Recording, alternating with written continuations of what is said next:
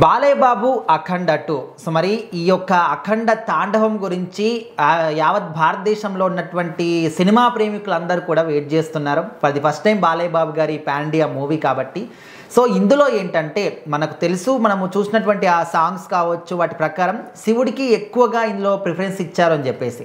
అయితే శివుడి క్యారెక్టర్ ఎవరు చేస్తున్నారు అనేది సర్వత్రా ఒక చర్చనీయాంశంగా మారింది. అందరూ చాలా చాలా ఇంట్రెస్టింగ్గా అనుకుంటున్నారు అనమాట, శివుడు క్యారెక్టర్ ఎవరు అని చెప్పేసి.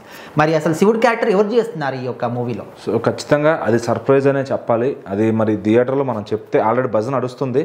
సో అది మరి ముందే చెప్తే మరి జనాలకి ఏమైనా థియేటర్లో కొంచెం బజ్ హైప్ పోవచ్చేమో, కానీ మరి ఆల్రెడీ వచ్చేసింది బయటకు ఎవరనేది. సో అఖండ 2 సినిమాలో శివుడి పాత్రలో సీనియర్ ఎన్టీఆర్ గారు కనిపించబోతున్నారు. ఏ సహాయం ద్వారా అది క్రియేట్ చేశారు బోయపాటి గారిని తెలుస్తుంది. సో అది ఇక క్లైమాక్స్లో మరి శివుడు బయటకు రావాలి కాబట్టి, సో అఖండకి హెల్ప్ చేయాలి కాబట్టి, మరి శివుడు అందరూ బాలయ్య శివుడుగా మారుతారు అనుకున్నా కానీ, బట్ శివుడు అంటే ఆల్రెడీ ఇక్కడ అఘోర పాత్ర వేస్తున్నప్పుడు మరి ఆయన శివుడుగా చేస్తే కన్విన్స్ కారు జనాలు. సో కాబట్టి శివుడుగా ఎన్టీ రామారావు గారిని పెడితే అదొక కొత్త వర్షన్ అనిపిస్తుంది, చూసేదానికి కూడా బాగుంటుంది. ఎందుకంటే మనం ఆయన రాముడిగా కృష్ణుడిగా చూసాము, అప్పట్లో శివుడిగా కూడా చేశారు. బట్ ఏంటంటే మళ్ళీ ఈ జనరేషన్ కూడా ఆయన ఒక శివుడిలా కనిపించాలి, అలా చూపించాలని ఒక విజన్తో అయితే బోయపాటి గారు తీశారనమాట. అప్పట్లో ఒక టెక్నాలజీ సహాయంతో రాజమౌళి గారు తీసుకొచ్చారు యమదొంగ సినిమాలో సీనియర్ ఎన్టీఆర్ గారిని, వచ్చి జూనియర్ ఎన్టీఆర్ గారికి యమలోకంలో అంటే యమగోళంలో ఆయన ఉన్నారు కాబట్టి అక్కడ నుంచి తీసుకొచ్చి ఆ సీన్ కలిపారనమాట. సో అక్కడ డాన్స్ వేయడం అదంతా కూడా ఆ క్లిప్పింగ్కి అప్పట్లో ఫ్యాన్స్ అసలు నందమూరి అభిమానులు అంతా ఫుల్ ఇదైపోయారు. అంటే ఎన్టీఆర్ గారిని స్క్రీన్ పైన చూడటం, ఈ జనరేషన్లో చూడని వాళ్ళు కూడా ఇలా ఉంటారు ఆ స్క్రీన్ పైన చూడటం చాలా మందికి చాలా హ్యాపీగా అనిపించింది. సో ఇప్పుడు మళ్ళీ శివుడుగా ఆయన అలా ప్రత్యక్షం చేస్తే కనుక నిజంగా బోయపాటి గారికి ఒక ఏదన్నా ఇంకా మంచి ట్రాక్ రికార్డ్ అయితే ఉంటుంది అనమాట. ఇంకా అది ఎవరు సాధించలేని ఫీట్ అనుకోవచ్చు.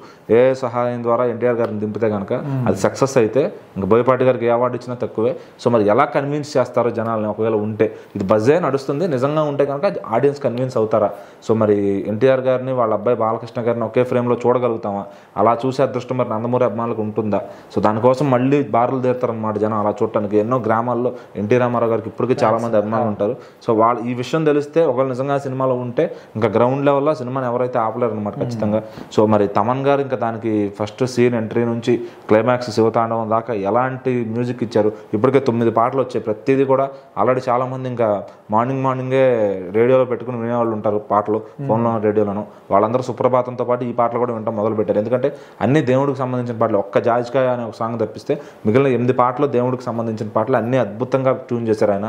సో రోజువారీ వినగలిగే సాంగ్స్ కార్లో వెళ్తూ కూడా సో చాలా మంది ఇంకా వింటూ ఉంటారు అనమాట. ఆ చాంటింగ్ ఏదైతే శివ శివ శంకర రకరకాల ఇన్ని పాటలతో మంచి ప్యాకేజ్ ఇచ్చారనమాట తమన్ గారు.